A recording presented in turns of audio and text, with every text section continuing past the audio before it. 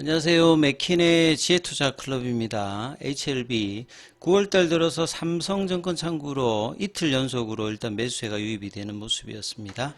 차트상으로는 일봉에서 30거래일 만에 21 이동평균선 돌파 시도 구간까지 일단 반등세 흐름이 나타났고요.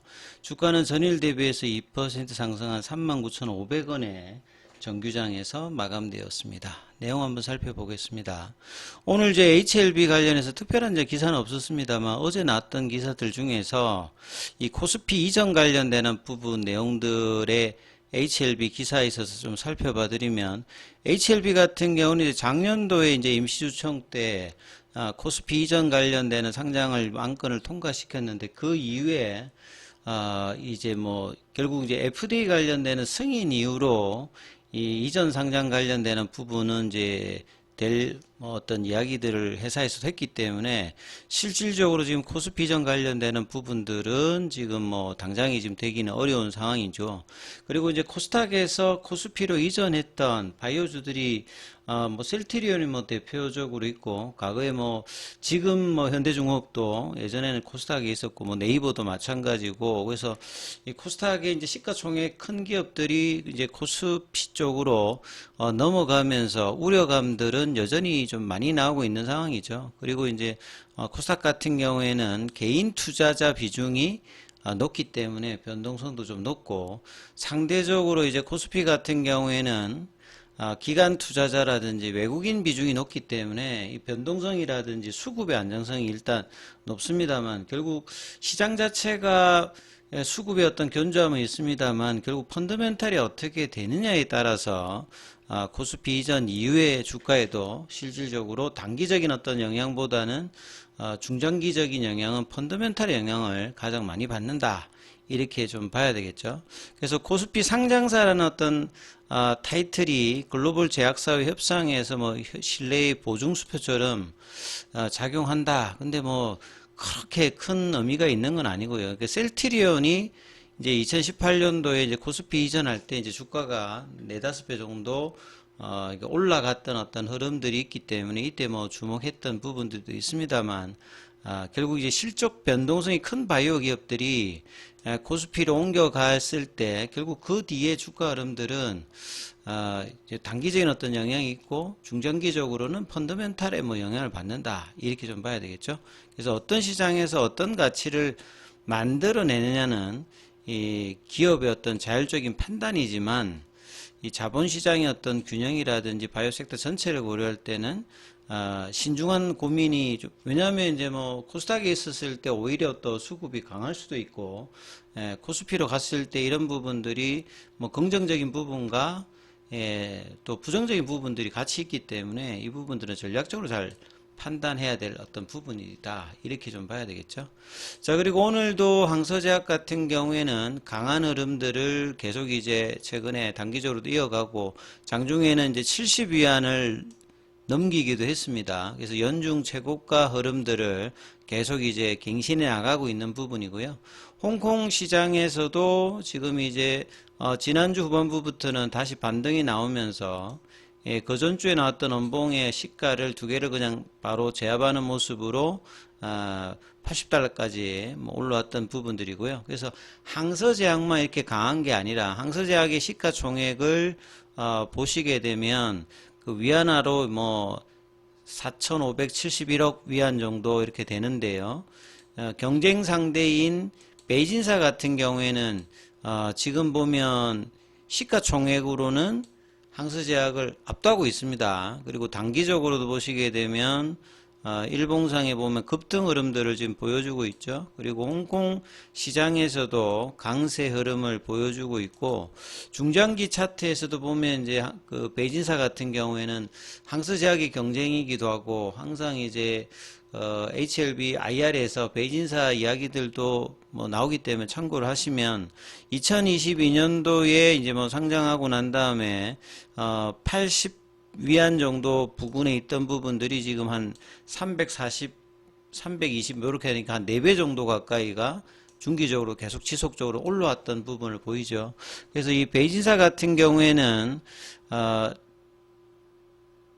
세계 그 빅파마 50위권 안에 들어가는 이제 기업이죠. 그리고 이제 그 부분들이 중국 회사로는 최초로 들어갔고, 이제 그 다음에 이제 FDA 관련되는 부분에서도 최초 허가를 받은 약물들이 있죠. 그래서 매출도 한 2조가 넘어가고 있고, FDA 승인 약물도 2가지 이상이 되면서 R&D 비중 자체는 항서제약보다 훨씬 더 높은 집중적 투자를 하는, 좀 성격이 좀 다르다. 그러니까 그 항서제약은 100가지 이상의 파이프라인을 가지면서 병렬식의 어떤 진행들을 하는 비즈니스 모델을 갖춘 데 비해서, 메인사 같은 경우는 파이프라인이 많다기보다는 집중적으로 선행 투자를 하면서 R&D에 집중하면서 외자 유치라든지, 그리고 R&D를 더욱더 많이 하면서 추가적인 파이프라인을 확장해 나가는, 그래서 집중 투자를 집중하는 뭐 그런 게 이제 베이진사다 이렇게 보시면 될 것 같습니다.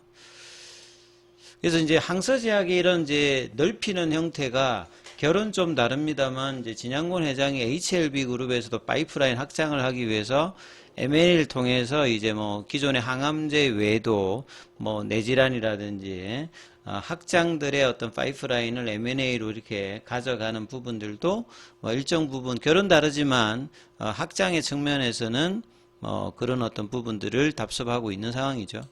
자, 오늘 수급상에서 보면 공매도 쪽에서는 오늘은 또 어제보다는 거래량이 좀 작았습니다. 거래량이 작았을 때는 공매도 영향을 받는데, 최근에는 이제 지난주에 공매도가 늘어났을 때 어떤 비율보다는 지금 줄어 있죠.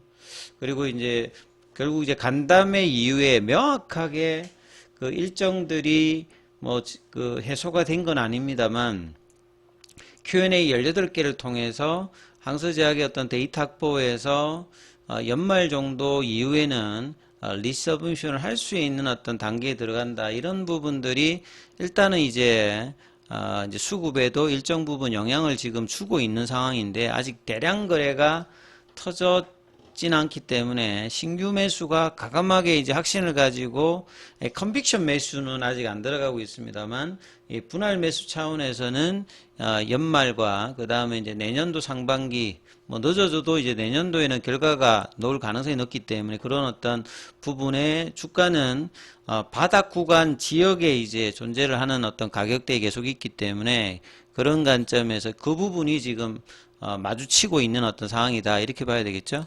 자, 공매도 순보유 잔고 같은 경우에는 8월 29일 기준, 그러니까 지난주 금요일 기준입니다. 지난주 금요일 기준으로 보면 514만 주.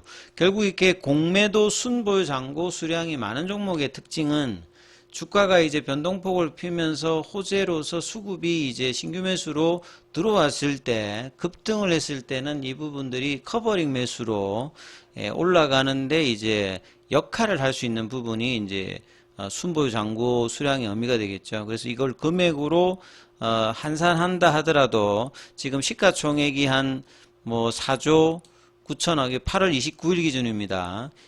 이런 어떤 부분에 지금 금액으로 보면 한 2천억이 안 되는, 그러니까 뭐 시가총액 비중은 한 3.91%인데요. 이런 부분들이 이제 수급에도 향후에는 영향을 또 줄 수 있는 부분들이 공매도 잔고가 많은 종목들의 특징이다. 이렇게 이해를 하시면 될 거고요. 자, 그 다음에 이제 대차 거래 관련되는 부분들은 어제 대차 체결이 많았잖아요. 뭐 상한보다 한 30만 주 이상 많았는데, 오늘은 이제 체결보다는 상한이 한 이제 6만 주 넘게 많이 좀 들어와서, 최근에 이제 밑단에서는 공매도가 일정 부분 또 상한도 되고 또 신규도 들어가는, 이게 거래량이 작았을 때는 계속되는 이제 수급 압박으로 뭐 가져갈 수 있는 어떤 부분들이 있는데요. 차트상으로 보시게 되면 어제 21일평에 한번 윗꼬리가 나왔고, 이 윗꼬리를 얼마나 강하게 빨리 이제 제압하느냐가 차트상에 좀 중요하죠. 그래서 지난주에 일봉상에서는 파라볼릭으로 추세 전환이 일단 나온 상태에서 21일평선의 가격 자체가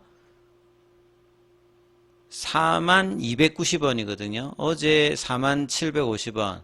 오늘 기준으로는 한 4200원, 300원대인데, 요 21선 이평선을 요 7월 달에 결국 이제 타이베이 미팅 이후에 그 추가적인 데이터가 필요하다면서 빠지면서 이제 21이평 관련되는 부분에 이탈되면서 거의 한 뭐 30거래일 정도로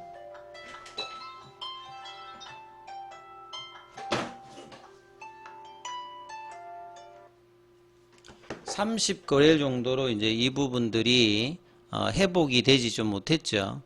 그래서 이제 어제 장중에 이제 이 회복 시도와 오늘도 일단 5일 이평선은 지키면서 이제 흐름이 진행되고 있는 모습들이 일단은 거래량이 작지만 차트상으로는 뭔가 좀 만들어가고 있는 어떤 흐름들을 보여주고 있고요.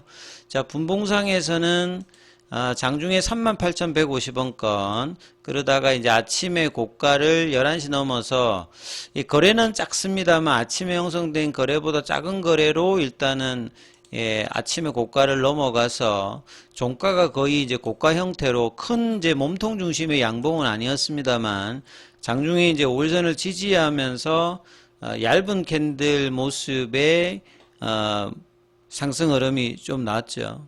그리고 이제 수급상으로는 외국인과 기관에서 소폭 매수세, 그 다음에 이제 프로그램 쪽의 흐름을 살펴보면 프로그램 쪽에서는 좀 매도세 흐름이 한 48,000 정도 있었고요. 그 다음에 창구 쪽에 보시게 되면 삼성증권은 어제도 이제 만주 후반 정도의 어떤 물량이 들어왔거든요. 그래서 어제 오늘 합하면 한 8만주 초중반 정도의 매수가 나와서 삼성증권 창구는 중요한 부분들이 작년도 7월 달에 이제 급등했을 때 삼성증권에서 매수가 들어오면서 단기로 끌어올렸던 부분이고 항상 이제 작년 7월 달 이후에는 이제 HLB가 좀 단기로 뭔가 움직일 때 삼성창구가 좀 중요한 부분이고 나머지 이제 키움이나 미래나 이거는 이제 또 단타 창구인 거고요. 그 다음에 이제 공매도 쪽에 이제 신한은 아침에 이제 매도를 하다가 여기는 이제 매수 좀 바뀌어 있고 기존의 한국 모건 스탠리 JP 모건은 어제에서 오늘도 일단 매도로 영향을 주고 있습니다. 그래서 거래가 작음에도 불구하고 공매도 영향들을 신규 매수세가 좀 추정되는 삼성을 통해서 일단은 견조한 흐름, 거래는 크지 않았습니다만 유지를 하면서 자 21 이평선 4만원대 라운드 피겨 가격이 이제 넘어가는지 여부를 이제 수요일, 목요일, 금요일 또 확인해야 되는 9월달 흐름은 일단은 월봉상으로는 이제 양봉을 나오고 있고요. 그래서 7월달에 그 시가 저가 그러니까 음봉의 시가가 4만원 6,950원이거든요. 이 부분들을 이제 향후에 9월달, 10월달, 11월달, 12월달 내년 초까지 어느 시점에서 이제 회복을 해주느냐가 이제 반등의 패턴들이 이제 뚜렷하게 나타날 때 이제 그 가격대는 4만원대 이제 중반을 넘어가는 어떤 부분이 나오게 되면 바닥 탈출의 어떤 이제 차트 구간을 만드는 지점이다. 이렇게 이해를 하시면 될 것 같습니다.